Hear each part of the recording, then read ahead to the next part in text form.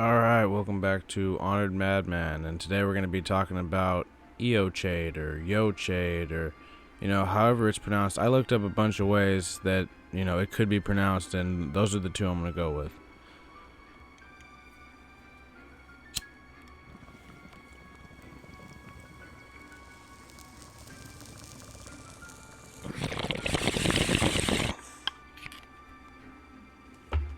So there isn't a whole lot of information on this mysterious foreign land, or the people that hail from there, so this might be a relatively short video, but I'll try to cover everything that's known about them.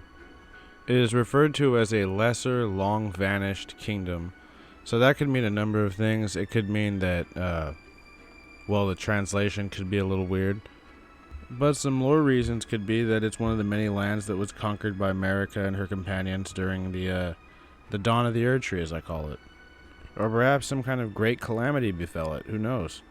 It could be a bit like the Doom of Valyria in A Song of Ice and Fire. It could be just this mysterious event that caused it to disappear or become inhabitable. So while not much is known about the lands of Eochaid, there's a bit more known about the inhabitants, or the former inhabitants, of Eochaid. It was said they were proudly solitary ascetics. Now, solitary indicates that these guys were loners, I guess, and an ascetic is someone who practices self-discipline and abstention. So basically like a monk. Though we can't really find any trace of a religion from Eochaid. So maybe they worshipped their magic, or maybe had some kind of symbiotic relationship with something like the Force, similar to the Jedi. That's why I think these guys are sort of like the Jedi of Elden Ring. So from the sound of it, they were a bunch of warrior monks who sort of kept to themselves and never got laid. But they're capable of this unique red aura magic that's sort of like telekinesis, where they can swing their sword without even holding it. And the swords they used specifically were sort of made of copper, I believe, and they had these unique sort of designs and engravings on them. The engravings on the blade, combined with its copper make, allow its user to move the sword through sheer will alone, which, as I said, appears as a sort of red glow. These telekinetic abilities are tied directly to the engravings and the material of their swords, the copper. One of these swords can be found at the end of the jail cave at a cliffside grave overlooking the beach, likely indicating, of course, that one of these warrior monks died nearby, probably in the crypts, and was buried there on the cliff. And since the regalia of the Eochaid sword is located outside the jail cave, it's safe to assume that its former owner was probably an inhabitant of the jail, which appears to just be a pit filled with a bunch of flaming zombies guarded by some vulgar militiamen. A cruel fate, to say the least. But it probably has to do with the fact that he turned to marauding, just like our dear friend Elemer. So they're warrior monks, they kept to themselves, and they had red aura telekinesis. Now, having lost their homeland in some unknown way, some of the nomadic survivors of this ancient land appear to have turned to marauding. One such individual was Elemer of the Briar. Now, Elemer, I believe in some languages, translates to the word noble, so perhaps he was some noble from Eochaid. But he became a marauder, which reminds me of this movie that Netflix keeps advertising to me called Outlaw King, that has fucking that guy who plays Captain Kirk in the Star Trek movies. But anyway, I digress. This Elemer fella became a notorious highwayman and robbed and murdered countless instructors and merchants. Basically a bunch of people that carried bell bearings. He became known as the bell bearing hunter, and he was eventually imprisoned at the shaded castle of House Marais, where he was sentenced to be executed and was left rotting in a cell awaiting his death. However, execution would not be in the cards for our barbed wire enthusiast.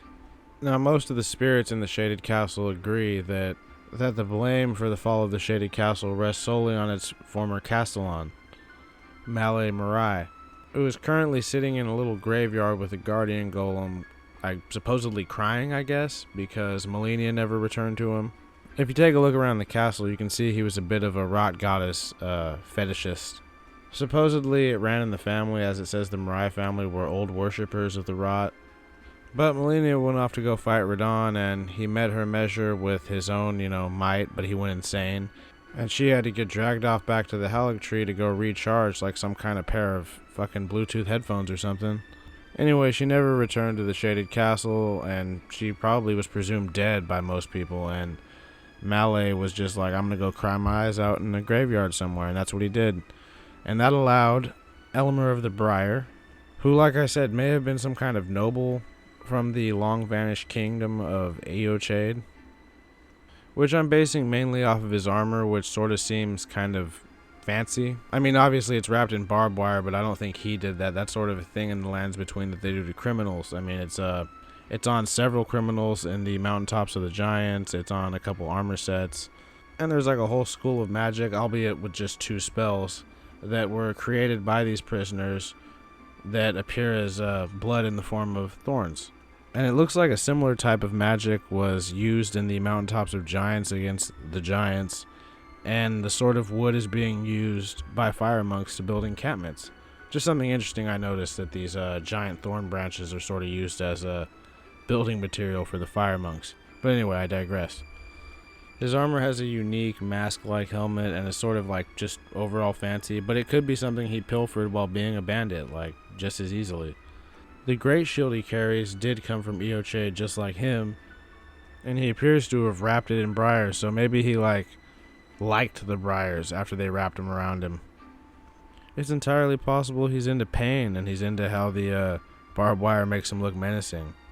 Although I do wish there was a version of his armor without the fucking briars wrapped around it. I guess then it wouldn't be called the fucking briar set. But anyway, I like to think that Elemer used some of his Mace Windu style discipline to organize the riot and take over the castle. I mean, there's some holdouts of clean rot knights and nobles in a couple of the towers, but overall he appears to have the main hall, and the wraith callers and revenants appear to be at least loyal in some degree to him, as well as the depraved perfumers, because they're just patrolling the walls. And he appears to also have something that's making these poison zombies just live here. I mean, we see them in a couple other places, but maybe they just go where the poison swamp is.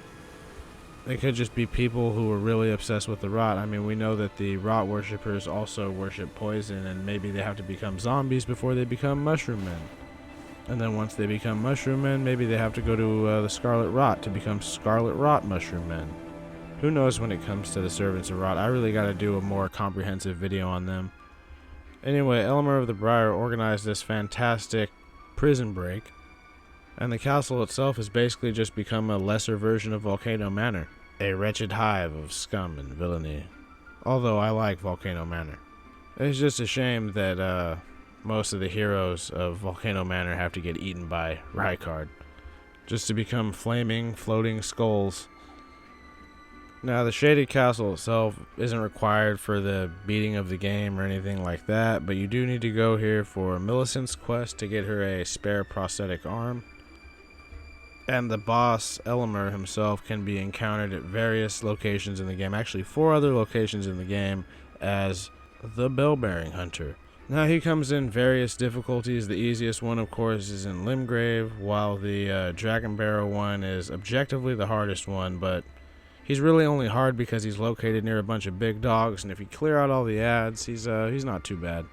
Once you get into the New Game Pluses, though, he gets straight up annoying with his one-shotting. But yeah, this boss straight up invades you. Although only at locations where merchants are, and he could just be there looking for the merchant who's currently absent, or he maybe just murdered the merchant because death is weird in the lands between, and is just killing you for good measure, or because you look like a good fight. Who really knows?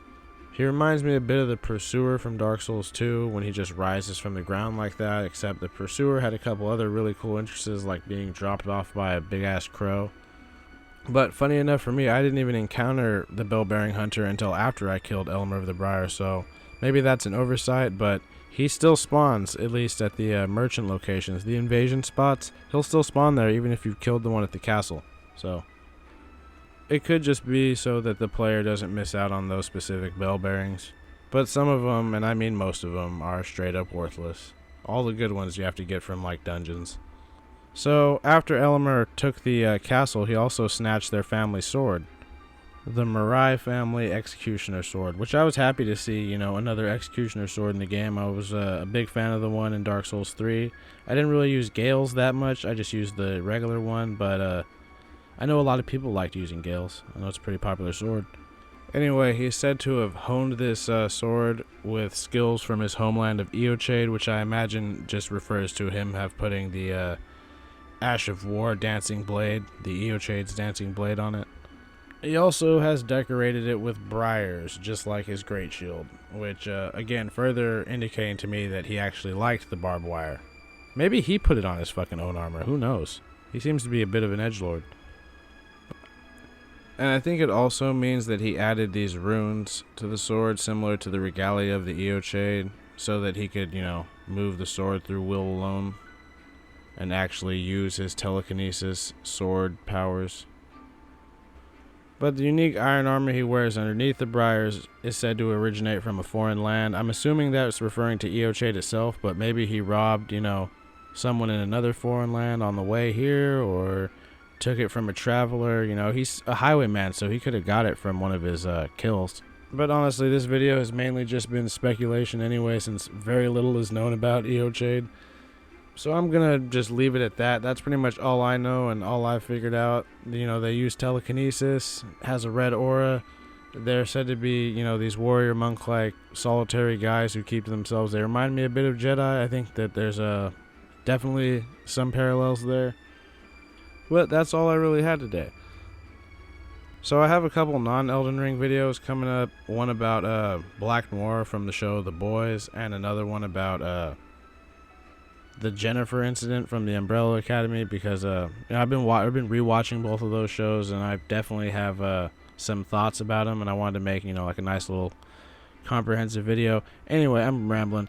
So if you liked the video, please like it. If you didn't like it, you know, feel free to dislike it. And if you like my videos, or you like listening to me ramble about random lore or random shit, please consider subscribing, because that would really help me out. I'm almost at 10K. Not that I really care about numbers like that, but I am really happy. I mean, I never really expected anything like this. It's really cool that you guys are so supportive. It's dope.